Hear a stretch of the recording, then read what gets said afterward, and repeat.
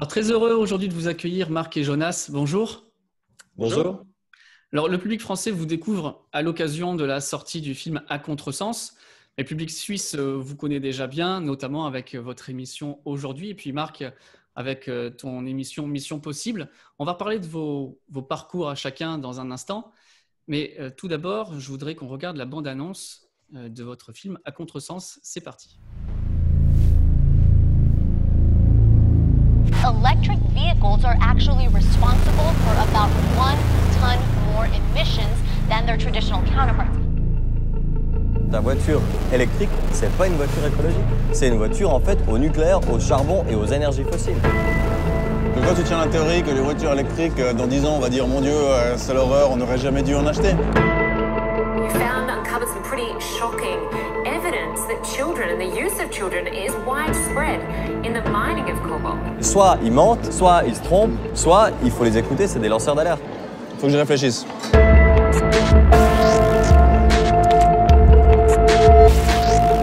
Dans les mines, c'est la catastrophe. Quand les gens viennent faire fortune, ils sont prêts à faire travailler les enfants. Si c'est le cas, ça met game over la voiture électrique. Le Congo est victime d'un lourd programme d'intoxication. Combien de Congolais sont devenus millionnaires?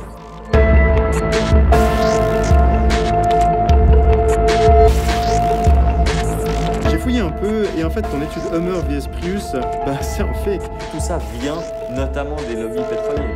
Je dis pas de cas complot organisé, mais il y a quand même un climat. Our data does not show that we're having an impact. Do we have proof that they are impacted by mining activities?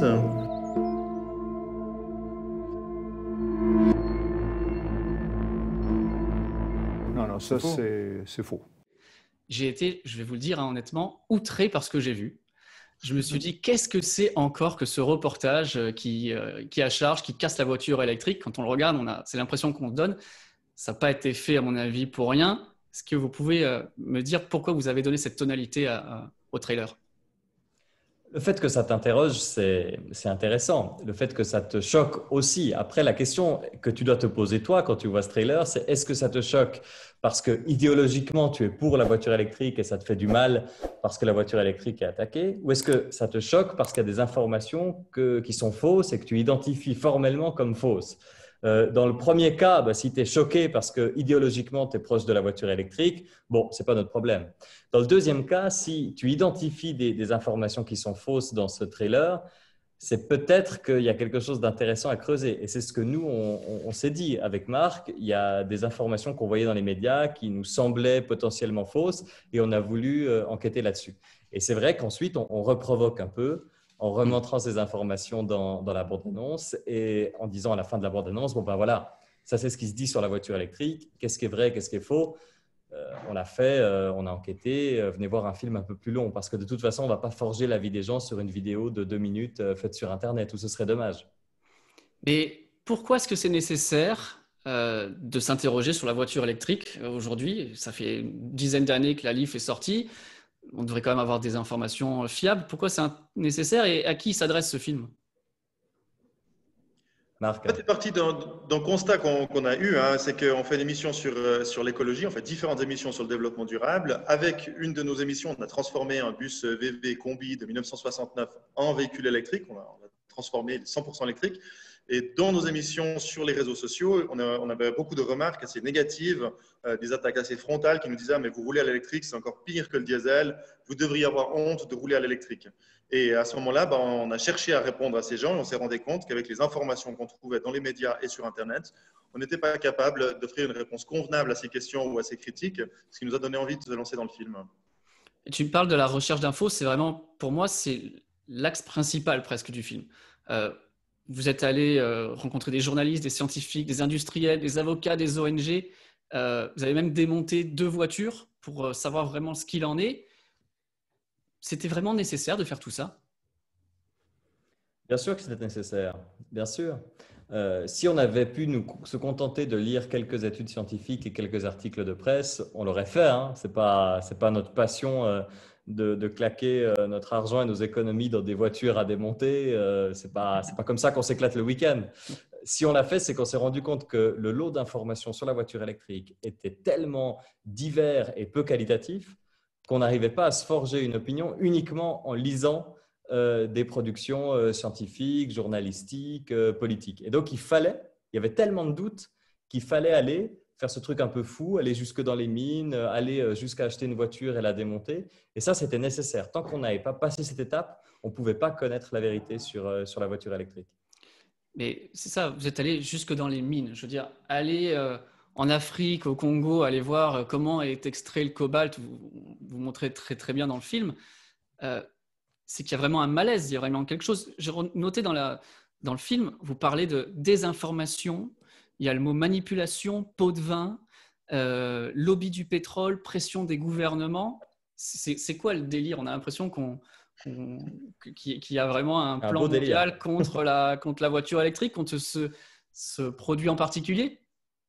Il n'existe pas un complot mondial contre la voiture électrique. Avec Marc, ce n'est pas ce qu'on a découvert. Ce n'est pas aussi simple que ça. Mais la voiture électrique est au centre des enjeux économiques de 2020, des enjeux politiques de 2020 et des enjeux écologiques de 2020. Et quand on est au centre de ces trois cercles-là, il peut y avoir qu'une guerre de l'information, que des informations divergentes. Et donc, effectivement, la voiture électrique rassemble contre elle différents intérêts. Il n'y a pas un complot mondial, il n'y a pas une réunion le samedi dans un lieu secret de gens qui sont contre la voiture électrique. Mais il y a plein d'intérêts contre la voiture électrique qui s'additionnent. Et c'est vrai que tout ça donne une atmosphère qui est propice à la désinformation. C'est en tout cas ce qu'on a découvert avec Marc. Est-ce qu'il y a des gens qui ont peur justement de voir ces nouvelles technologies-là? C'est quoi? C'est une peur de perdre de l'argent? Ça vient d'où? Il y a clairement un changement de technologie. On passe du pétrole à la voiture électrique ou aux véhicules électriques d'une façon générale. Électrique, peut-être hydrogène dans quelques temps pour les camions, peut-être dans 20 ans pour l'aviation. Et tous les changements de technologie font forcément un changement d'industrie, un changement de comportement, un changement d'adoption de la technologie. Donc, il y a des résistances, il y a des enjeux de pouvoir, il y a des enjeux de lobby. Et on est exactement à ce point de friction exact où, en fait, on sait que ça va céder. Maintenant, on comprend que ça va passer à la voiture électrique, mais il faut gagner encore du temps. Donc, plus on joue sur l'information, plus on peut essayer de freiner, en fait, ce passage. Et ça marche très, très bien. Et j'aimerais aussi rebondir sur quelque chose que tu as dit avant. Pourquoi aller jusque dans les mines? Une chose qui est très intéressante, c'est qu'on est dans un espèce de fourre-tout de l'information actuellement. On partage tout et n'importe quoi très vite. On ne vérifie pas les sources, on ne vérifie pas qui donne l'information, d'où elle vient. Et quand on est arrivé dans des mines au Congo, sans dévoiler ce qu'on trouve dans le film, on a trouvé des gens, on s'attendait à avoir des retours négatifs, des gens qui ferment leurs mines, des gens qui ne veulent pas nous parler.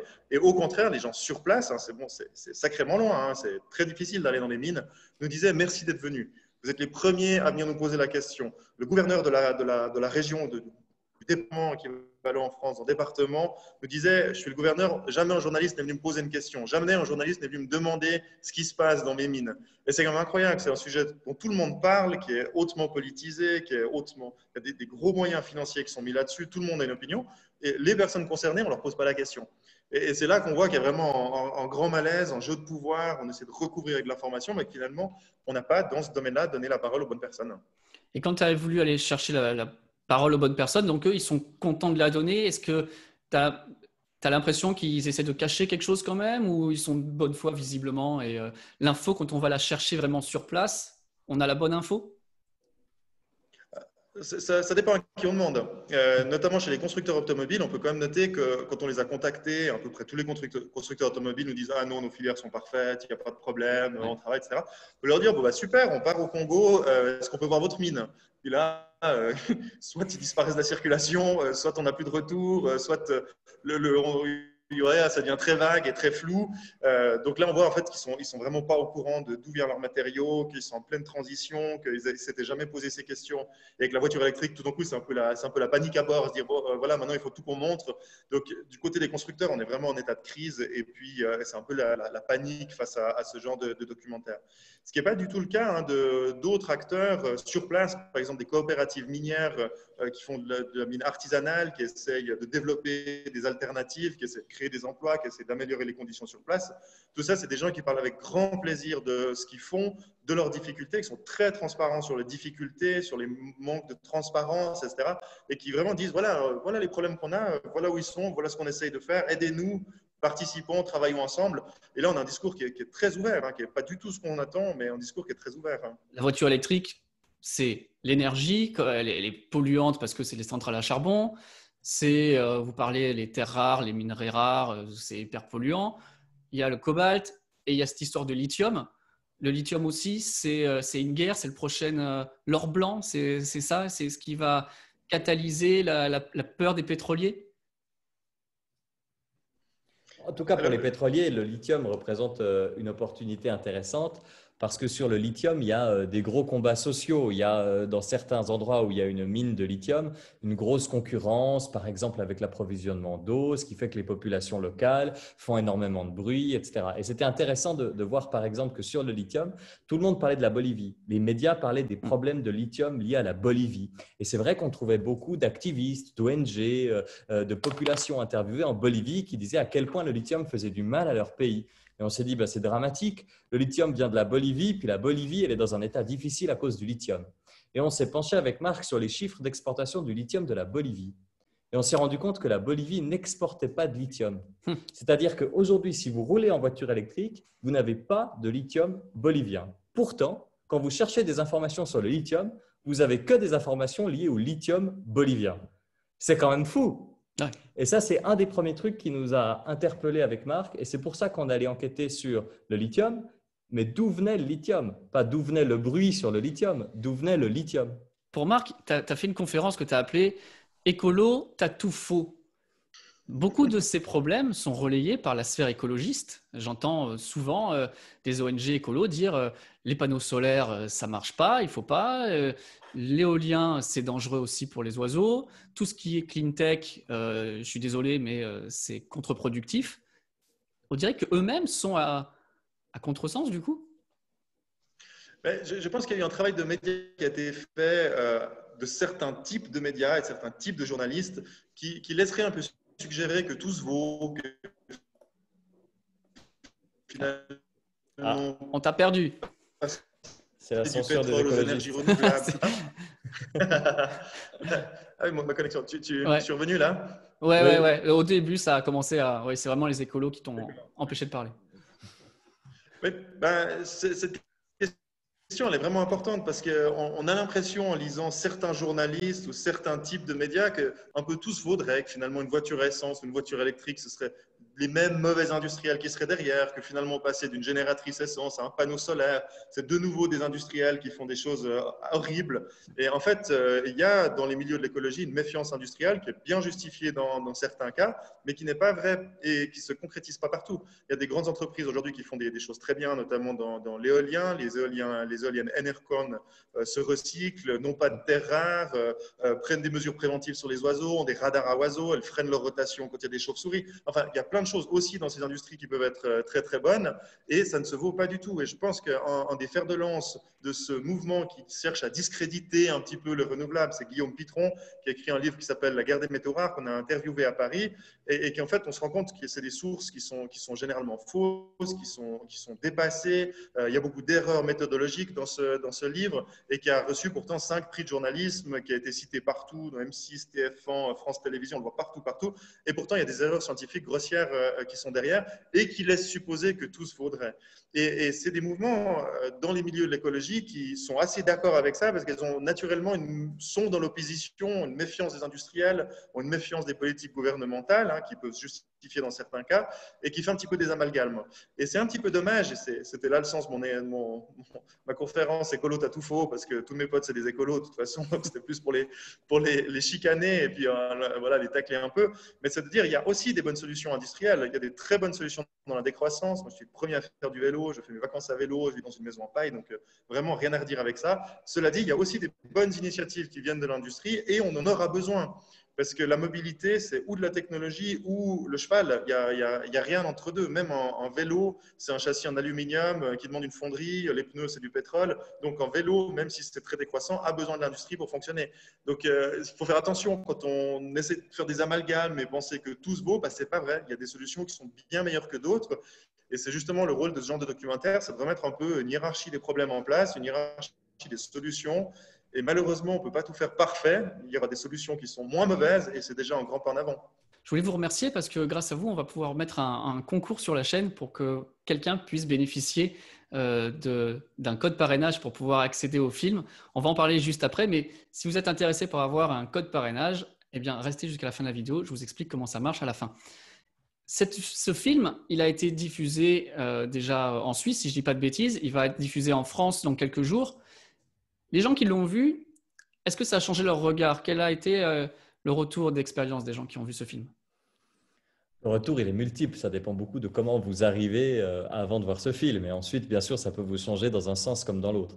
Déjà, ce qu'il faut dire, c'est que ce film, ce n'est pas la promotion de la mobilité individuelle. Donc, même si vous êtes un pro voiture électrique, et je le dis à dessein ici parce que je devine, Jérémy, qu'il y a dans ta chaîne d'abord des gens qui sont pour la mobilité électrique, je ne crois pas qu'on sort de ce film en se disant « Ah bon, c'est bon, la mobilité électrique, la mobilité individuelle, c'est la solution, achetons-nous tous 2 voitures électriques et ce sera la fête. » En tout cas, ce n'est pas les conclusions auxquelles nous sommes arrivés avec Marc. Donc, je ne crois pas qu'on sort de ce film en disant « Bon, on peut totalement décomplexer avec sa voiture électrique. » Par contre, on en sort avec quand même des éléments pour le débat. Et effectivement, on en sort, je pense, avec la certitude qu'entre une voiture électrique et une voiture à essence, il n'existe plus de débat scientifique sur ce qui pollue le plus ou ce qui pollue le moins. Et on comprend aussi d'où viennent les désinformations liées à la voiture électrique. Et ça, c'est important, surtout quand on possède une voiture électrique en 2020. C'est comme ne pas manger de viande en 2020. Forcément que tout le monde va vous parler de ça toute la journée, tout le temps. Et quand vous avez une voiture électrique, encore aujourd'hui, tout le monde vous parle de ça tout le temps. Et donc, autant que vous ayez les bonnes réponses, les bons arguments, les bonnes informations à transmettre, plutôt que d'improviser des réponses à droite à gauche quand on vous cherche sur la question. Et donc, je pense que pour ces gens-là qui ont un intérêt fort pour la mobilité électrique ou qui roulent en voiture électrique, je pense qu'ils en sortent enfin avec des outils pour débattre, pour discuter, pour interroger. Et voilà. Et la voiture électrique a des faiblesses, mais c'est important de connaître les vraies faiblesses de la voiture électrique et pas les clichés, les bêtises qu'on entend à longueur de journée. Et celui qui va sauter sur l'occasion de regarder le film en ayant vu le trailer, qui va dire « Ah ah, vous avez vu, la voiture électrique, ça pollue, je vais regarder ça parce que ça prouve que ça pollue. » Celui qui est vraiment anti-voiture électrique, anti-énergie renouvelable, tout ça. Il va entendre que ça pollue. Il va voir que ça pollue. Il va voir que la voiture électrique pollue. Parce que le piège dans lequel on tombe aussi quand on a une voiture électrique, c'est de dire non, ma voiture électrique, elle ne pollue pas. C'est faux. La voiture électrique, elle pollue. Mais elle pollue moins que. Voilà. Donc, et la voiture électrique n'est pas une voiture propre parce que ça, c'est trop facile. Si vous dites une voiture propre, alors tout de suite, on vous dégomme. Hein. Non, elle n'est pas propre. Elle est plus propre que. Voilà. Donc, la personne qui dit la voiture électrique est horriblement sale et regarde ce documentaire, elle en sortira sûrement convaincue que la voiture électrique a quand même fait quelques dégâts écologiques. Mais la personne qui vient voir ce film en se disant la voiture électrique est plus sale que la voiture à essence, alors là, elle va se prendre une claque massive. Ouais. Et sûrement que si elle pense que la voiture électrique est plus sale que la voiture à essence, c'est que quelqu'un lui a mis ça dans la tête. Un média, un ami, un prof d'université parfois même. Hein. On a ces exemples-là. Et alors là, tout à coup, vous allez commencer à remettre en question d'où vient cette information. Et ce travail-là, il va être exigeant, ça ne va pas être facile, ça ne va pas être un moment de plaisir, mais il va vous apporter quelque chose de précieux. C'est-à-dire que vous allez commencer à comprendre à qui vous pouvez faire confiance et à qui il vaut mieux arrêter de faire confiance. Quand on s'intéresse à la voiture électrique, on va s'intéresser aussi au domaine de l'énergie, énergie renouvelable peut-être, donc avec des panneaux solaires, des éoliennes, des batteries de stockage. Est-ce que tout ça, c'est interconnecté selon vous et est-ce qu'il y a une finalité commune entre le problème de la voiture électrique et le problème que rencontrent les énergies renouvelables aussi? Oui, il y a une chose qui est très intéressante. En fait, dans les milieux de l'écologie, souvent on déteste Elon Musk pour bien des raisons que je peux tout à fait soutenir. Mais il y a une chose qu'il faut lui laisser, c'est qu'en fait, tout d'un coup, il a offert un produit à des gens qui étaient totalement insensibles à la question écologique, de se positionner face à ça. Beaucoup de gens qui roulaient avec des énormes voitures, avec des trous de 5 litres, tout d'un coup vont s'acheter une Tesla et ça va leur permettre de réfléchir à leur impact environnemental, ça va leur permettre de constater en fait qu'il y a d'autres façons de se déplacer et souvent, ce genre de choses, ça permet de faire un deuxième pas parce qu'après ils vont se dire « Ah mais en fait ma voiture, je pourrais être encore meilleur marché si j'achetais des panneaux solaires. » Ils vont acheter des panneaux solaires et vont se dire « Ah, mais ça va très, très bien. » Puis après, peut-être qu'au coup d'après, ils achèteront une piscine naturelle. Puis peut-être au coup d'après, finalement, ils vont manger bio. Puis peut-être après, puis ils se mettent en route dans la transition. Et puis effectivement, tout ça est connexe. Et souvent, dans les gens, quand ils veulent commencer la transition, ou tout d'un coup, ils se rendent compte un petit peu de la situation environnementale dans laquelle on est, il faut leur donner une porte d'entrée, il faut leur donner une porte d'accès, il faut les accompagner à rentrer dans le mouvement. Et même si la voiture électrique est loin d'être parfaite, elle permet vraiment de faire ce premier pas, d'avoir de la récompense, d'avoir un premier succès dans la transition, de remettre un peu en cause ce qu'on disait quelques jours auparavant, et puis de commencer cette transition. Et ça, c'est vraiment important. Je pense pour ça, la voiture électrique va être un levier très puissant, justement pour commencer les démarches de réflexion plus générales. Donc aussi bien pour les réflexions générales, comme tu dis, pour les particuliers, mais aussi pour les entreprises. Et depuis que la voiture électrique maintenant se lance, on parle de Tesla, parce que je parle beaucoup de Tesla sur la chaîne, mais il y a beaucoup d'entreprises qui se mettent maintenant sur ce créneau-là. On a l'impression qu'ils ont mis un coup d'accélérateur au marché et qu'il y en a qui avancent, il y en a qui rétropédalent. C'est ça le problème. Il y a des entreprises qui aujourd'hui sont en train de se faire totalement piéger par leur manque d'innovation. Parce qu'en fait, ce n'est pas maintenant qu'il faut se mettre à la transition énergétique quand on est une entreprise. Si on s'y met maintenant, on a un train de retard, un train électrique de retard. Et du coup, on ne peut pas le rattraper facilement. Et on s'expose, quels que soient les secteurs, à des amendes, à une perte de compétitivité, etc. Et donc, aujourd'hui, le message, il n'est même plus de dire passer à la transition énergétique. Il était il y a quelques années. Maintenant, l'entreprise, si elle veut survivre naturellement, elle va passer à la transition énergétique. Mais si elle y passe maintenant, elle va devoir licencier, elle va de toute façon perdre des clients, elle va être dans la difficulté. Je ne crois pas que je connaisse un seul secteur où on peut se dire aujourd'hui, tiens, je vais me mettre là, en 2020, je me mets dans la transition énergétique de manière paisible. Si on s'y met maintenant, on s'y met parce qu'on a le couteau sous la gorge, on a déjà dû virer 2 personnes et c'est la catastrophe, quoi. On dit souvent dans le milieu de l'entreprise, celui qui innove, il innove et puis il fait. Celui qui innove pas, il essaie de faire du juridique pour essayer de maintenir ses clients sous contrainte, il fait des contrats. Et celui qui sait qu'il a perdu, il commence à faire du lobbyisme. Et je pense que vu les constructeurs européens et leur attitude et qu'on voit dans le film, on peut bien comprendre où se situent les constructeurs automobiles européens aujourd'hui. Oui, on ne le dira pas là, mais dans le film, vous citez quand même notamment une personne. Et ce n'est pas n'importe qui. Surtout pour la France, et ça montre peut-être vraiment le problème actuel qu'ils ont pour suivre la cadence. Mais c'est votre héros, hein. J'entends que tu ne veux pas donner son nom, mais en fait, on pourrait lui tirer dessus en disant bon, il n'a pas été tout à fait honnête ou il n'a pas tout à fait joué carte sur table. Mais en fait, c'est votre héros parce qu'il a essayé de sauver l'industrie française. Parce que c'est vrai que la voiture électrique, ça il faut le dire, hein, ce n'est pas une fausse information, la voiture électrique a de grands risques d'être une catastrophe pour l'industrie française. Ça, c'est vrai. Donc, si on veut défendre l'économie française avant tout, on peut comprendre qu'on essaye de tirer sur la voiture électrique. Donc voilà, moi je suis pas français, donc l'industrie française m'importe peu. Mais si j'étais français, peut-être que je dirais bon, il a menti, mais d'un autre côté, il a essayé de sauver les emplois de mes amis. Alors bon, l'un dans l'autre, ça se tient. Enfin, en tout cas, on comprend les motivations. Elles ne sont pas forcément. Français, j'ai une voiture américaine alors. Oui. Oui. On peut dire non, mais c'est. Mais les emplois des constructeurs français, comptent quand même pour ta qualité de vie. C'est-à-dire que si aujourd'hui les constructeurs français se cassaient la gueule, ce serait une très mauvaise nouvelle pour l'économie française et donc pour le pouvoir d'achat de toutes les Françaises et tous les Français. Et ça fait partie aussi de la difficulté. Imaginez le casse-tête d'un Emmanuel Macron, par exemple, qui doit à la fois faire la transition énergétique et à la fois sauver l'économie de son pays, surtout maintenant en temps de crise. Imaginez comme c'est difficile. À gauche, on lui chuchote. Maintenant, il faut que tu fasses la transition énergétique. À droite, on lui chuchote. Maintenant, il ne faut pas que tu mettes des gens au chômage. Que fait un gouvernement ? Et le gouvernement Macron, le gouvernement Merkel, etc., ils sont vraiment dans cette difficulté-là. Et on comprend pourquoi il y a foule de fausses informations, pourquoi ça péclote, pourquoi on ne comprend pas et on n'entend pas la vérité là-dessus. C'est trop difficile comme sujet. L'écologie risque de l'emporter dans les années qui viennent ? Comment vous voyez que ça va évoluer ? La voiture électrique, elle a des gros avantages économiques, elle est beaucoup plus fiable, elle va être très prochainement moins chère qu'une voiture à essence à l'achat, c'est qu'une question de 1, 2, 3, 4 ans. Ouais. Elle a beaucoup moins d'entretien, donc du point de vue du consommateur, elle n'a que des avantages. Voilà. Donc, de ce fait-là, les bonnes solutions pour le consommateur finissent par passer devant. La voiture électrique a aussi beaucoup d'effets rebonds. Donc, le fait qu'elle est moins chère, le fait qu'elle consomme de l'électricité qui n'est pas chère, fait que généralement les gens vont plus rouler en voiture électrique dès qu'ils ont passé à la mobilité électrique. Leur kilométrage en moyenne augmente de 30% par année. Donc ça, ce n'est pas une bonne nouvelle pour l'écologie. La voiture électrique ne règle non plus rien aux problèmes d'embouteillage, etc. Par contre, il y a des grands gains environnementaux qui sont possibles si on le fait dans des bonnes conditions. Et puis, il y a beaucoup d'innovations qui est en train de se faire. Actuellement, les gros du recyclage des batteries, c'est Umicore et puis la SNAM, c'est quand même 2 Européens. Dans les technologies de gestion des réseaux, etc., il y a aussi beaucoup d'innovations qui peuvent se faire en Europe. Donc, on n'a pas perdu la guerre partout.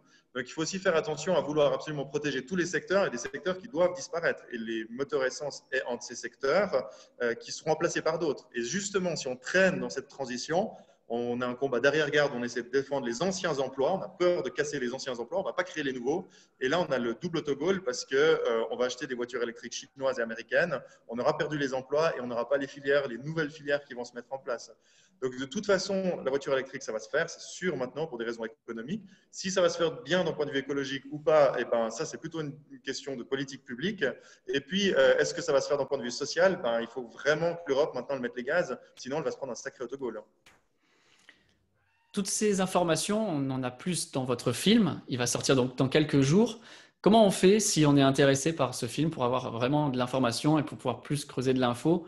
Comment on fait pour voir votre film? Alors, on est encore au stade des avant-premières. Dans quelques temps, il sera peut-être diffusé au cinéma ou à la télévision. On a un distributeur qui est en train de discuter avec des télévisions, etc. Mais pour l'instant, c'est les avant-premières. Donc, c'est vraiment les intéressés, les passionnés, etc. Et en France et en Belgique, on fait une avant-première digitale, forcément, coronavirus oblige. Et il faut aller sur le site internet acontresens-lefilm.fr. Et puis là-dessus, vous pouvez acheter votre place pour voir le film en avant-première digitale. En direct, ce sera le 4 novembre à 20h. Et les gens peuvent s'inscrire maintenant. Il y a un petit prix d'inscription pour pouvoir le voir avant tout le monde. Il faut aussi un peu participer à financer ce film. C'est pour ça qu'il faut donner 9 € pour pouvoir avoir accès à cette avant-première le 4 novembre. Il y aura, j'ai vu, il y aura après une question-réponse avec des invités surprises. Tu peux nous en dire un petit peu plus? Oui, donc il y aura l'équipe du film, il y aura Marc, il y aura Zelda Chauvet, qui est la journaliste avec laquelle on a travaillé durant ces 2 ans où on a fait le film.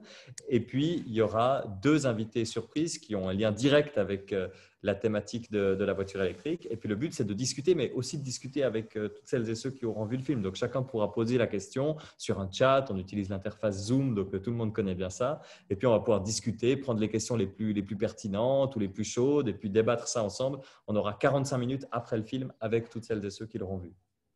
La plupart des questions, on les connaît presque à l'avance. On verra si elles sont posées là, mais il y a des questions très techniques. Les gens demandent pour leur marque de voiture parce qu'on comprend que toutes les voitures électriques ne se valent pas. En regardant le film, les gens disent « Ah, puis ma marque, puis mon modèle, puis etc. » Et ça nous permet de rentrer dans le débat. Et puis, assez vite, les gens veulent des coulisses. Ils nous disent « Oui, mais comment ça se fait qu'il y a tant de fausses informations sur ce sujet ?» On en parle un peu dans le film, mais les gens veulent connaître un peu comment, etc. Et puis là, il y a peut-être des trucs qu'on pourra révéler un peu en off, en petit comité, et puis qu'on n'a pas pu révéler dans le film. Donc, c'est ces informations-là qu'on va pouvoir transmettre en plus. Pour nous, ce qui est très important, c'est de travailler de façon absolument transparente, neutre. On n'a reçu aucun financement de lobby, ni de constructeurs automobiles, ni d'entreprises électriques ou je ne sais quoi. On a vraiment fait un travail indépendant et on n'a pas de message à faire passer. En fait, on travaille en exposant nos sources, c'est-à-dire qu'il y a une application qui s'appelle Proovit qu'on peut télécharger, Proovit App, sous Google Store, sous Apple Store, etc., qui donne toutes les sources du documentaire. Donc, tout ce qu'on a trouvé sur le terrain, les analyses au microscope qu'on a fait dans les voitures électriques, etc., tout est dans cette application. Chacun peut aller voir lui-même. Chacun verra tout ce documentaire avec tout ce qu'il y a comme preuve par l'image. Et puis, chacun ensuite doit se faire son opinion. Nous, on n'est pas là pour faire les parents et nos téléspectateurs ne sont pas des enfants à qui on doit donner un message. Au contraire, on fait un travail. On le remet très transparente aux gens qui ont envie de nous soutenir ou qui ont envie de voir ce qu'on fait et ils doivent se forger leur propre opinion. On va voir des mines, chacun pourra se dire est-ce que pour moi ça c'est acceptable ou pas. On va voir le recyclage des matrices, chacun va se dire est-ce que ça c'est acceptable ou pas pour moi. Et chacun prendra sa décision sur la base de ce qu'il verra. Le message qui est important pour nous, c'est de transmettre ces informations et de faire peut-être comprendre aux gens attention aux sources qu'on transmet sur les réseaux sociaux, attention aux sources. Il faut aller chercher l'information à la base et quand on fait un travail de fond, voilà ce qu'on trouve et puis ça peut un peu violenter et c'est ce sentiment qu'on a envie de générer chez les gens, c'est de dire soyez un peu violentés par la différence entre ce que vous avez vu jusqu'à aujourd'hui et ce que vous allez voir dans ce film et puis essayons de résoudre ce problème ensemble pour vraiment ensemble faire un travail de fond qui est juste pour qu'ensemble on puisse prendre les bonnes décisions pour la transition énergétique et la transition écologique. Dernière question à titre plus personnel. Oh, ça fait un moment que vous baignez là-dedans, vous faites des émissions sur les technologies vertes, sur l'environnement, l'écologie. D'avoir fait ce film pendant 2 ans, qu'est-ce que ça vous a apporté? S'il y avait un truc à retenir que vous ne saviez pas ou que vous voyez différemment grâce à cette expérience du film, ça serait quoi? Beaucoup de méfiance. Beaucoup de méfiance. avant de commencer ce travail, je partais du principe que si vous êtes un constructeur de voitures et que vous vendez des voitures électriques, c'est forcément que vous voulez vendre ces voitures électriques et que donc vous êtes pro voitures électriques. Et par exemple, si vous vendez des voitures électriques et que vous dites « je viens de me rendre compte que en fait, les voitures électriques, ce n'est pas bien », ce n'est pas forcément que vous êtes un lanceur d'alerte écolo, ce que je pensais pourtant à l'époque. De même que ce n'est pas parce que c'est écrit que lui est scientifique et que lui a fait un travail scientifique qu'il est vraiment scientifique ou qu'il a vraiment fait un travail scientifique. En fait, avec Marc, on s'est rendu compte de choses qui nous sont extrêmement utiles dans la crise du coronavirus. C'est les mêmes débats appliqués à un tout autre domaine, mais c'est les mêmes débats. Et on a eu cette chance avec Marc de faire cette enquête sur un domaine totalement différent, mais qui a les mêmes enjeux que la crise du coronavirus. Et du coup, je pense qu'on a vécu cette crise médiatique, sanitaire, scientifique, politique, avec un peu plus de recul que si on n'avait pas fait ce travail-là. Et j'espère que notre documentaire, il nous apprend bien plus que juste la question de la voiture électrique, l'écologie, etc., mais que c'est plus notre rapport à l'information scientifique en 2020. Et ça, c'est devenu crucial pour la survie de nos démocraties. On en est là. Blague à part, on rigole, mais non, je voulais vraiment vous féliciter pour le travail, parce que pour avoir regardé un petit peu des films là-dessus, mes 2 films de référence jusqu'à présent, c'était les 2 films d'Al Gore sur le climat et le film avec Leonardo DiCaprio, Avant le déluge, Before the Flood, que je trouve qu'ils sont vraiment des reportages vraiment super intéressants, qui vont vraiment au fond des choses. Donc maintenant, votre film fait partie de la liste. Donc, DiCaprio et Mark Muller. C'est ça. Mais il y a un lien de... Hein, il y a quelque chose. Maintenant que tu le dis, ça paraît évident, c'est vrai. Oui. Pour moi, oui. J'ai pas eu autant de conquêtes que lui, malheureusement. Non mais voilà, enfin, blague à part, bravo vraiment pour ce que vous avez fait. C'est vraiment très bien d'aller chercher de l'information et je pense que ça servira beaucoup pour toute la communauté qui s'intéresse au clean tech, aux énergies renouvelables, aux voitures électriques. Ça sera vraiment le film, je pense, de référence, en tout cas en français. Ça sera vraiment super. Et j'invite tout le monde à le regarder. Et donc, juste pour le code parrainage, ça sera assez simple. Il suffira d'être abonné, de liker la vidéo et de marquer en commentaire tout simplement quelle est votre voiture électrique préférée. Et je choisirai un abonné pour pouvoir… Seulement s'ils répondent Tesla, c'est ça. Sinon, tu ne les choisis pas. Je commence à comprendre comment tu fonctionnes maintenant. J'hésite, on verra. Ouais. Non, tout est ouvert, tout le monde peut… toutes les marques, pas de problème, pas que les Tesla, même si les Tesla c'est préférable. Mais et voilà, donc c'est comme ça que ça va marcher et vous pourrez donc bénéficier d'un lien pour pouvoir regarder ce film qui est, pour la chance que j'ai de l'avoir vu, qui est vraiment, vraiment super qualitatif. Donc je vous encourage d'aller le voir. Merci beaucoup. Merci. Merci à vous et puis j'espère qu'on aura l'occasion de rediscuter. Encore félicitations pour tout ce que vous faites en dehors de ce film. J'adore, je regarde toutes vos vidéos, c'est vraiment super. C'est gentil, merci beaucoup. Merci. Merci à vous. Ciao.